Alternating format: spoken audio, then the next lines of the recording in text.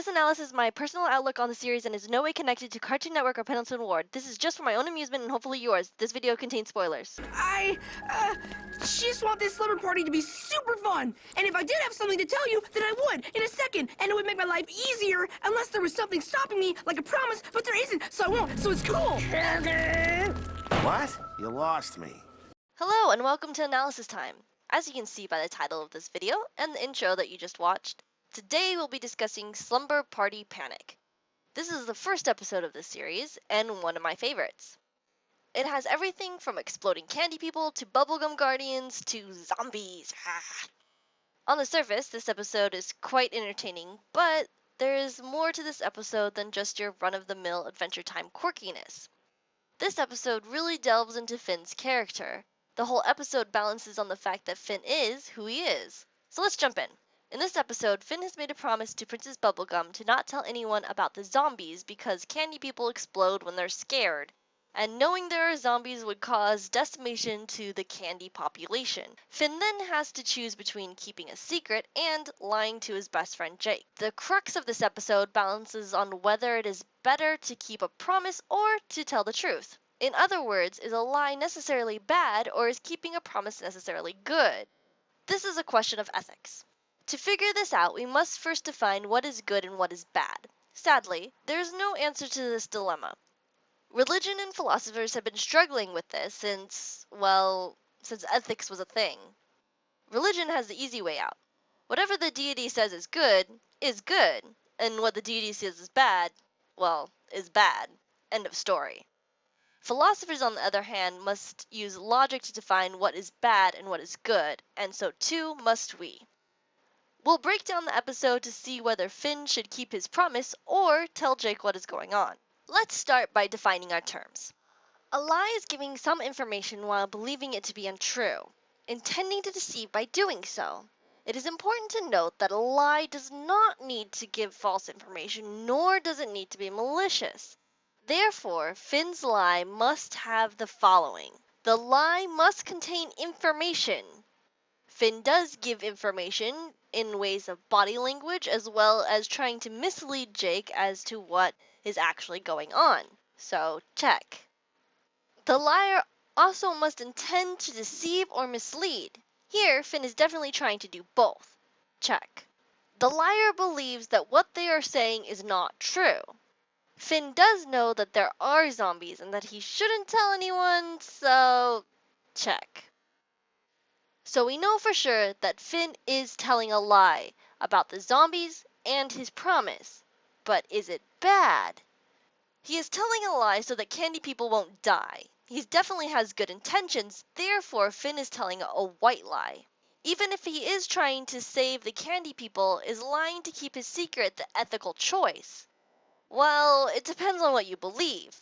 Immanuel Kant said that if lies are bad, then they are all ethically wrong. There are no good lies. For example, if a murderer came to your door and asked where your loved one was, you would have to tell them the truth. Kant was pretty hardcore. Thomas Aquinas agreed with Kant that lying was ethically wrong, but thought that some lies could be forgiven.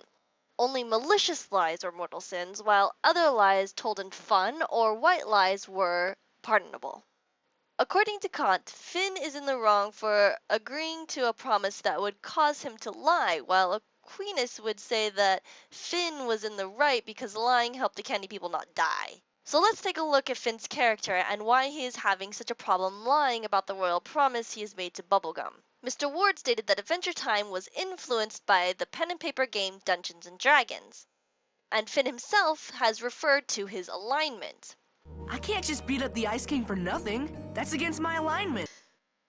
If we know Finn's alignment, we can know whether he falls into Kant's idea of clear black and white ethics or Aquinas' more fluid idea of ethics. Mr. Ward never tells us Finn's true alignment, but we can try to figure it out. D&D alignments fall into these specific categories: good, neutral, and evil, each with 3 subcategories of lawful, neutral, and chaotic. We can presume he is good, but is he lawful, neutral, or chaotic good? Well, to figure this out, we'll have to look outside of this episode. In Season 4, Episode 26, The Lich, he felt a little hesitation when stealing the jewels from the princesses, but he got over it quickly. So, we have to snatch the gems out of all the crowns of power? That's right. Cool. Why do we have to snatch them? Can't we just ask them for them? No time. The fate of the world hangs in the balance. Oh yeah, I forgot. Even though stealing is ethically wrong, the good outweighed the bad. Therefore, we know he's not lawful good. This action falls more in line with the neutral good character. He also has a hard time following the rules to a T, which can be seen clearly in Season 1, Episode 24, What Have You Done? Here, he captures the Ice King because Princess Bubblegum tells him to, but he starts to doubt what he's done. He goes with his gut instead of the law, which, again, goes against a lawful nature. He isn't freeing the Ice King to rebel against Princess Bubblegum like a chaotic character would want to do, so he must definitely be neutral good. As a neutral good character, he wouldn't fit into Kant's idea of black and white. So Finn shouldn't feel too bad about lying to Jake as long as it was for the greater good. So, why is he so freaked out about lying? Instead of feeling bad about lying to his best friend, his conflict arises when he tries to please both Bubblegum and Jake at the same time. When Finn finally tells Jake about the zombies and the promise is broken, it doesn't really matter. Jake isn't put off by Finn lying to him, instead he's perfectly understanding. This isn't about what was right or wrong. It doesn't matter if Finn is lying to Jake or that he broke his promise to Bubblegum. There's no moral or lesson for Finn. This isn't a character flaw that he needs to fix. And so the episode doesn't fix it. His moral compass is fine.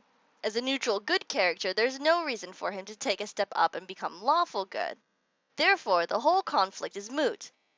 The point of the conflict and the point of watching Finn flip out for 10 minutes are to give the audience an idea of the kind of person Finn is. He is the kind of guy that is there for his friends, will do anything to save people in need, and loves a good adventure. Also, he's bad at math. This is why I think it ends with a Don't squeeze me apart.